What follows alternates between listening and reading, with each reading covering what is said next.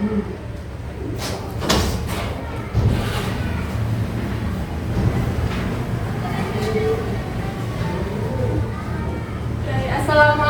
warahmatullahi wabarakatuh. Waalaikumsalam warahmatullahi wabarakatuh. Selamat siang semuanya. Siang, Bu. Gimana kabarnya hari ini? Sehat, Bu. Oke. Siapa yang gak hadir? Wirati, Bu. Devi, Bu. Kemana mereka? Bu, Devi manjat pagar deh tadi, Bu. Iya. Baga emang Devin ya. Iya, Bu. Oke. Udah sering ya, Bu. Baik, kita absen dulu ya. Aulia, Hadir, Bu. Lucy, Hadir, Bu. sakit apa dia? Hadir gigi, Bu. Oh, sakit gigi. Oke, Iswihana, Hadir, Bu. Devi, Bu, Bu. Hadir, Bu. Julia Lisa, Oh, dia pulang. Pindah sekolah. Udah pindah 1 minggu yang lalu. Fatma, Hadir, Bu. Bella Rizky, Hadir, Bu. Aulia. Hadir, Bu. Oh iya. Iswihana hadir? Hadir, Bu. Iya. Oke, ada tugas? Tidak, Bu. Kita hari ini bentar dibuka dulu ya.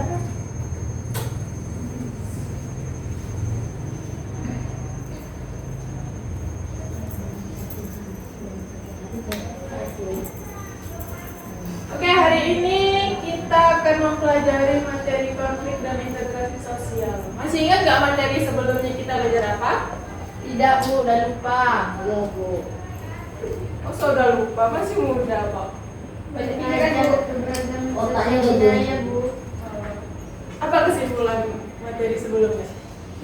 Banyak beragam suku, budaya, agama. Meskipun beda-beda tetapi tetap satu jua. Oke.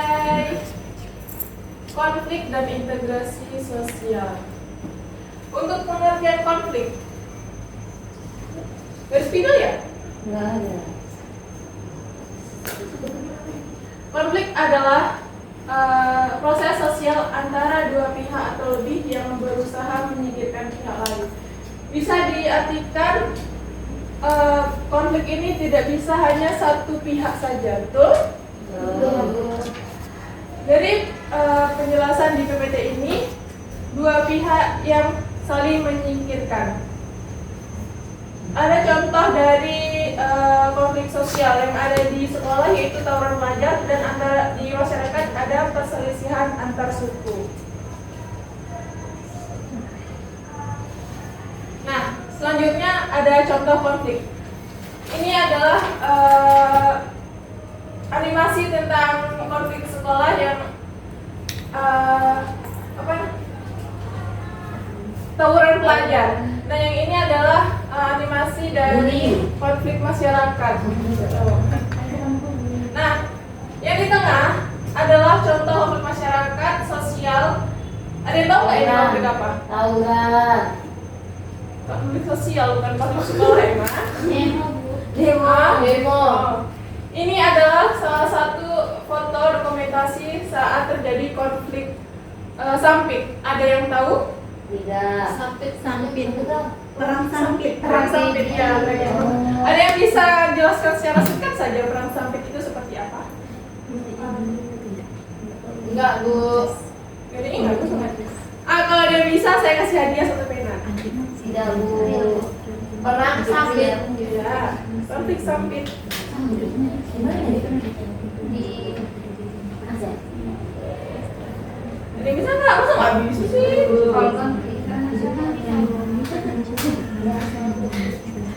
Ada yang bisa nggak? Satu konflik mau internasional mau nasional, bisa jelaskan bagaimana itu? Apa penyebabnya? karena Hamas, Bu. Hamas. Terus Di Kalimantan. Kok nah, kita kan kita membahas Hamas. Apa itu? sejak kapan masih di Kalimantan ya? Tidak bilang Bu. Hah? Tidak bilang. Permusuhan Hamas dan Gaza.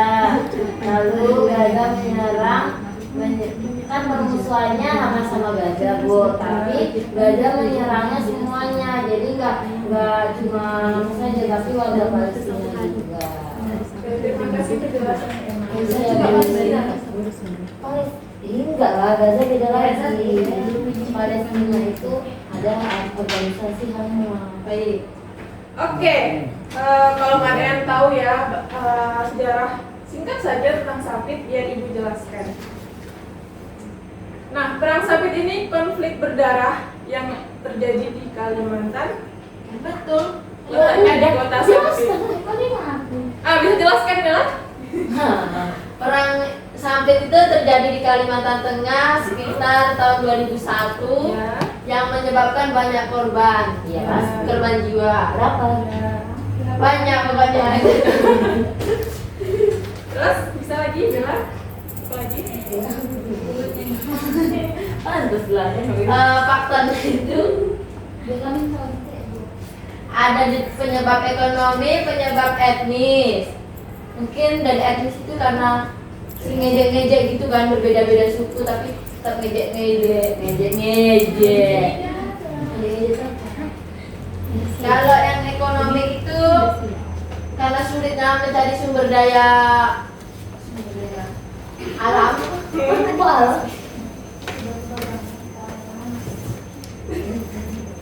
Terus? Enggak tahu lagi. Oke, karena Bella udah berani menjawab nih, saya kasih hadiah. Oke, makasih Bu. Saya menjelaskannya lagi. Oke, biar saya jelaskan secara lebih singkat gitu ya. Ya semoga kalian bisa mengerti. Nah, perang Sapit ini konflik berdarah. Kalau teman-teman ya. Nah, perang Sapit ini adalah konflik berdarah di Kalimantan, tepatnya di kota Sampit pada bulan Februari tahun 2001. Oh, pantas dinamai perang Sampit karena Jadi di kota Sampit. Nah, pintar. Nah, konflik ini melibatkan antara dua suku, yaitu suku Dayak yang emang asli penduduk suku situ gitu, asli Kalimantan. Ya, betul. Nah, suku Dayak ini berkonflik dengan pendatang suku Madura yang aslinya dari Pulau Madura, Jawa Timur. Kenapa? Tidak tahu. Oh iya. Oke. Nah, jadi dua suku ini saling bertentangan, maka terjadilah perang Sapit ini yang banyak memang memakan korban, benar yang dibilang sama Bella. Nah, penyebab perang Sapit ini persaingan dalam pekerjaan dan lahan. Kayak yang pendatangnya kan Madura nih. Nah, Madura ini seperti merebut kekuasaan, padahal yang aslinya itu milik Dayak gitu. Nah, jadi Dayak ini nggak terima. Jadi terjadilah perang ini. Nah, kedatangan Madura ini dianggap sama suku Dayak dianggap mendominasi. Jadi dia suku Dayak yang memang asli penduduk di Madura ini, yang bertugas di Kalimantan, nggak terima gitu. Nah, selain persaingan dalam pekerjaan dan lahan, perbedaan budaya, gaya hidup dengan nilai antara suku Dayak dan Madura. Nah, jadi selain dari persaingan dalam lahan, gaya hidup mereka juga menjadi pengaruh dari konflik perang Sapit ini, di mana suku Dayak tidak terima jika gaya hidup mereka dicampur baurkan oleh penduduk suku Madura gitu. Oke, selanjutnya kita lanjutkan mengenai penyebab konflik sosial. Yang pertama ada perbedaan kepentingan. Contohnya perebutan sumber daya. Perbedaan budaya seperti tradisi dan nilai yang berbeda. Ketimpangan sosial yaitu kesenjangan ekonomi. Yang terakhir ada komunikasi buruk yang bisa menyebabkan salah paham antar kelompok.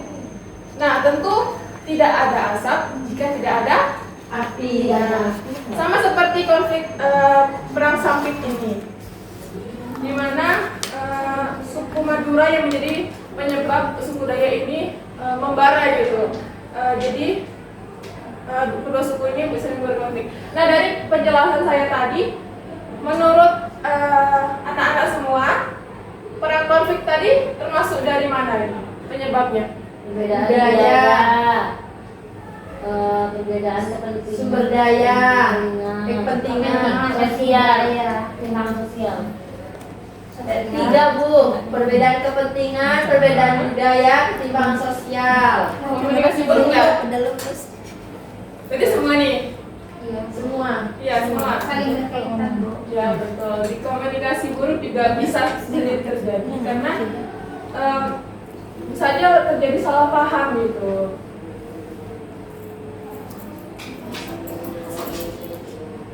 Selanjutnya bentuk konflik sosial. Nah, konflik sosial ini seperti yang saya bilang tadi, nggak mungkin konflik bisa terjadi sama satu orang gitu kan. Bisa saja 2 orang atau lebih, atau individu dan individu, kelompok dengan kelompok. Nah, contoh dari konflik individu dengan individu itu apa aja sih? Berantem, Gimana? Satu orang dengan satu orang. rebutan. Antara individu dan individu, misalnya kayak saya dan Emma berantem Bu. Berarti satu orang versus satu orang Satu gitu ya. orang. Nah, kalau kelompok dengan kelompok ini gimana sih? Lebih dari 2 orang dan lebih 2 orang. Contohnya Ramai-ramai seperti geng, gangster. Ya. Misalnya tawuran antar kelompok poli karena kalah gitu, jadi untuk mundur. bisa jadi kelompok-kelompok seperti yang tadi saya jelaskan, yaitu konflik perang sampit. Itu terjadi kelompok dengan kelompok karena itu antar suku gitu. Kan nggak mungkin tuh suku punya 1 orang gitu kan, pasti banyak. Nah, yang kedua berdasarkan sifat. Nah, bentuk konflik ini ada yang sifatnya membangun dan merusak. Maksudnya gimana yang membangun? Ada yang bisa menyebutkan nggak? Sifat positifnya dari konflik ini ada atau enggak? Enggak tahu. Hah? Kurang tahu Bu. Jelas ada. Konflik ini bisa berdasarkan sifat yang membangun dan yang merusak atau tidak membangun. Contohnya yang membangun. Dari konflik itu kita bisa belajar bagaimana kita menghargai perbedaan. Selain itu juga kita bisa menyadari gitu bagaimana sih kalau kita tuh adem ayem kayak tenang gitu kan. Jadi tidak ada yang menimbulkan konflik gitu. Belajar bagaimana cara tidak menimbulkan konflik. Nah, yang merusak ada yang tahu nggak bagaimana? Seperti peperangan tadi Bu. Nah, terus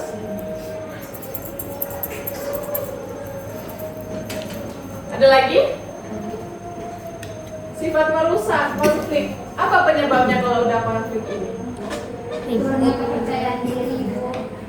Ada lagi Kerusakan. kerusakan ya. Terus kerusakan apa ini? Banyak Pertumpahan darah. Kerusakan apa? Dalam konteks apa?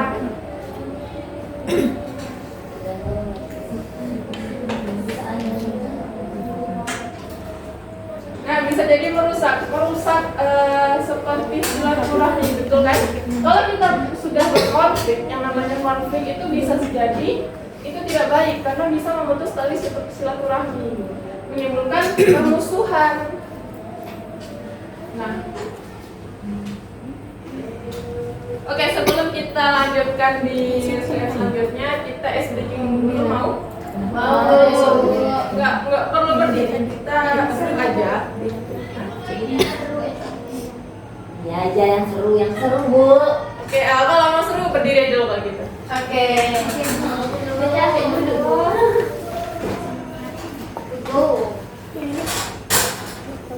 Oke, angkat tangannya ke atas semuanya. Tangan di atas. Goyangkan pelan, pelan, semakin cepat, semakin cepat. Bokete. Mau tahu. Kita ulang nafasnya. Kayaknya yang sampai dulunya. Lagi Bu. Oke, ulangi ya, angkat tangannya. Lihatin nih sampai nggak pakai deodoran ya. Angkat tangannya lebih cepat, lebih cepat. Kita Jangan Bu. lebih cepat. Kita buang nafas dalam hitungan ketiga. 1, 2, 3. Oke, sudah silahkan duduk semuanya. Kita lanjutkan slide selanjutnya ya, dampak konflik sosial. Nah, seperti yang saya bilang tadi, dampak konflik sosial ada yang positif dan negatif. Contohnya, yang positif muncul inovasi, inovasi baru. Misalnya kita memiliki pemikiran bagaimana sih biar konflik ini selesai gitu. Nah, selanjutnya juga ada kritik sosial. Terus selanjutnya ada konflik negatif. Yang sama-sama kita ketahui jika ada konflik pasti ada yang namanya hal yang negatif gitu. Yang tadi contohnya itu ada kekerasan, disintegrasi, permusuhan berkepanjangan. Nah, dari konflik ini kita bisa saja jadi bermusuhan dengan lawan konflik gitu. Jadi dari konflik ini bisa jadi kita tidak memiliki teman, bisa jadi kan? Iya Bu. Memang ngantuk ya? Iya Bu. Kamu semangat dong Emma. Semangat dong Emma. Selanjutnya ada pengertian integrasi sosial. Nah, kita masuk ke materi kedua ya. Pengertian integrasi sosial. Nah, jika ada konflik, pasti tentunya ada cara penyelesaiannya. Nah, cara penyelesaian itu disebut dengan integrasi. Integrasi adalah proses penyatuan perbedaan dalam masyarakat yang sedang berkonflik. Nah, tujuan dari integrasi adalah untuk menciptakan keharmonisan sosial. Selanjutnya ada proses integrasi sosial. Nah, ada 4 proses. Yang pertama akomodasi, yaitu penyesuaian diri antara dua pihak yang berbeda untuk mengurangi konflik. Dan selanjutnya ada asimilasi, yaitu proses penyatuan dua kelompok yang sebelumnya berselisih. Di mana kita menemukan dua kelompok itu yang sedang berselisih, individu dengan individu atau kelompok dengan kelompok. Nah, di situ kita pertemukan atau yang bisa disebut dengan asimilasi. Dan yang ketiga ada kooptasi atau menyatukan pihak yang berselisih untuk bergabung. Nah, selanjutnya ada toleransi, saling menghargai perbedaan. Nah, jika kita sudah menemukan dua kelompok yang berkonflik, maka kita harus bisa menyatukan mereka gitu dan saling menghargai perbedaan agar tidak ada lagi yang namanya konflik. Nah, coba integrasi sosial, forum belajar yang damai. Seperti di dalam kelas, kita harus menciptakan forum belajar yang damai kan untuk kita biar enak gitu menyerap ilmu yang sedang diberikan oleh guru. Selanjutnya yang kedua ada kegiatan lintas agama. Nah, tentu di masyarakat pasti ada kan kegiatan lintas agama seperti bertemunya dua pemimpin negara agama maksudnya. Seperti kalau di Islam yaitu Pak Ustadz, betul? Dan di Kristen ada yang namanya pendeta. Misalnya dua agama itu. Nah, dua pemimpin agama itu kita pertemukan gitu. Nah, bisa dilakukan untuk integrasi sosial. Dan yang ketiga ada program gotong royong antar warga atau RT. Nah, fungsi dari gotong royong antara warga dan RT ini bisa meminimalisir terjadinya konflik karena dari pertemuan di gotong royong ini kita bisa meningkatkan komunikasi kita agar tidak ada terjadinya kesalahpahaman antara dua kelompok. Nah, selanjutnya, Ibu mau tanya, konflik Kalian pernah mengalami konflik nggak sih? Pernah Bu, sering. Konflik yang bagaimana yang sering Bella alami? Perbedaan pendapat dengan teman. Itu terjadi di sekolah atau di Di sekolah Bu, di lingkungan juga. sekolah? Yang lain ada yang pernah mengalami? Pasti pernah dong. Sering tapi kalian tidak menyadari. Tentu kita sebanyak Pernah ini Bu, di demo.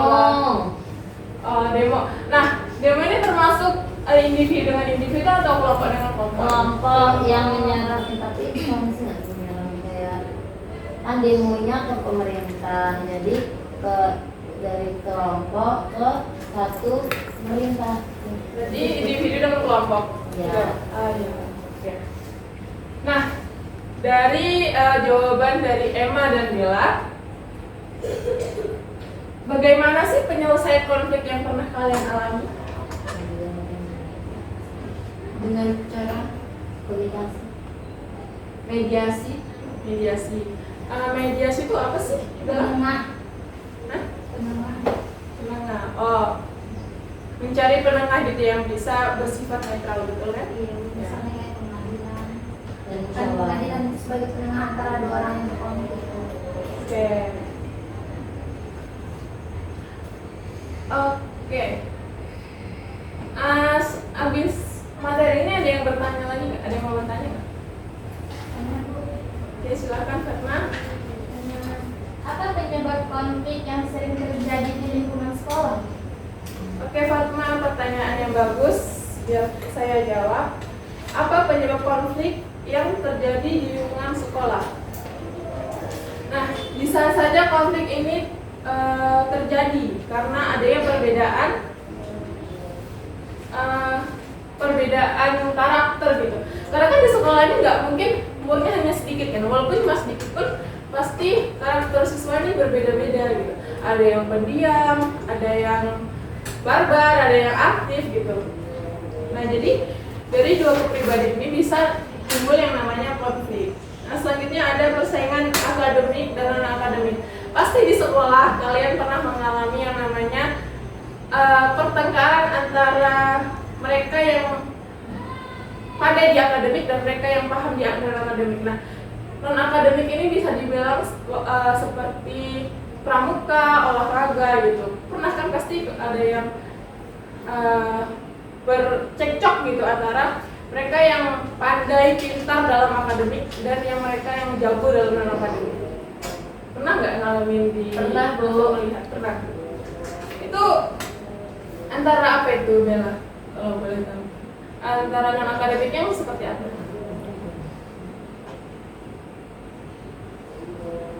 Yang olahraga, yang seperti apa, kayak bully, sampai yang tingkat bully atau sampai pertumpahan darah gitu? Enggak ya? Enggak Bu. Oh, berarti hanya cekcok biasa gitu ya? Oke. Selanjutnya yang ketiga ada salah paham atau komunikasi yang buruk. Nah, ini tadi yang saya bilang, kalau komunikasi itu bisa, hilangnya komunikasi bisa menyebabkan konflik gitu. Bagaimana Fatma bisa menerima jawabannya? Paham? Oke, terima kasih. Ada yang mau bertanya lagi? Tidak Bu. Tidak. Oke.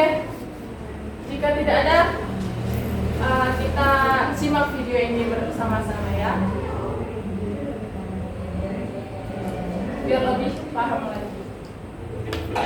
Apakah kalian pernah melihat suatu konflik di sekitar lingkunganmu? Apa yang kalian ketahui tentang konflik? Mari kita pelajari bersama-sama. Apa itu konflik?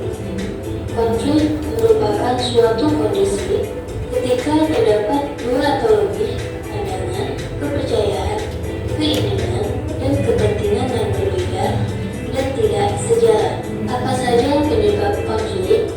Yang pertama, ada perbedaan individu. Manusia adalah individu yang banyak sekali perbedaan yang tidak terlihat dari tiap individu, seperti cara pandang, cara berpikir, dan lainnya. Sebab dalam menjalani hubungan sosial, seseorang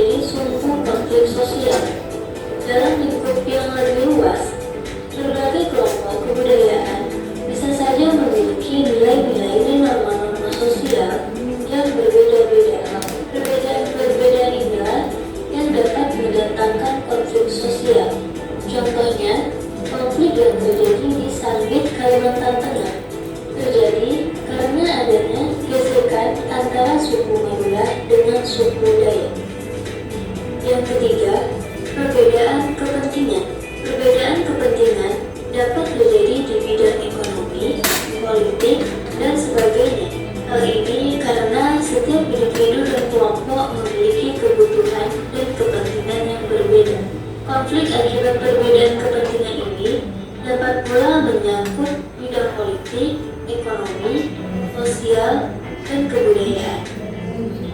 Yang keempat, perubahan nilai yang cepat. Perubahan yang terjadi sangat cepat dapat menjadi konflik. Sebagai contohnya, kawasan pedesaan yang berubah menjadi kawasan industrial, maka akan terjadi berbagai perubahan besar karena masyarakat di sekitarnya tidak siap menerima perubahan. Adanya konflik tentu memberikan dampak dalam kehidupan kita. Dampak yang ditimbulkan dapat berupa dampak yang positif dan negatif.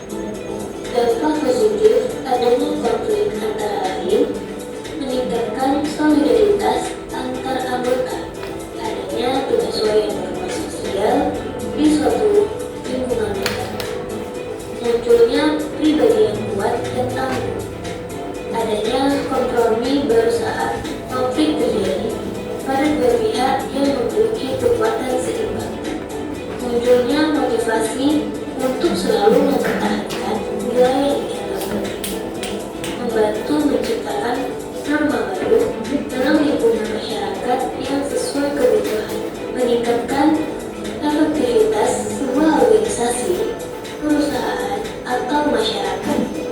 Sedangkan dampak negatifnya adalah kerusakan harta benda hingga hilangnya nyawa manusia, adanya dominasi sebuah kelompok, timbulnya tindak kekerasan, adanya aksi balas dendam atas konflik yang sebelumnya, menimbulkan perpecahan dalam satu lingkungan yang sama, retanya hubungan antar kelompok hingga muncul disintegrasi sosial, muncul perubahan kepribadian individu dari baik menjadi buruk. Dalam menangani konflik dapat dilakukan hal berikut. Yang pertama, ada kompetisi. Yang kedua, akomodasi atau taktik perdamaian. Yang ketiga, sharing. Keempat, kolaborasi. Dan yang terakhir, penghindaran. Upaya penyelesaian ini dikenal dengan integritas sosial, sebuah penyesuaian antara unsur-unsur yang berbeda seperti emosional, budaya, perilaku, dan keinginan menjadi satu yang utuh sehingga menghasilkan kehidupan yang damai dan aman untuk semua masyarakat. Integrasi sosial dapat dicapai jika memenuhi syarat berikut. Pertama, memiliki rasa saling membutuhkan antar sesama manusia. Kedua, masyarakat berhasil menciptakan kesepakatan bersama mengenai nilai dan norma. Ketiga, nilai dan norma yang dijalankan secara konsisten. Oke, dari penjelasan tadi dari video yang sudah saya tampilkan, ada yang mau bertanya? Tidak. Tidak, Bu. Pertemuan kita hari ini.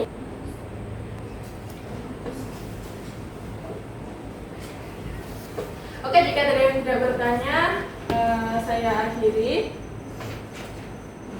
Pertemuan kali ini cukup sampai sini, dan saya akhiri karena sudah selesai untuk materi tentang konflik dan integrasi sosial.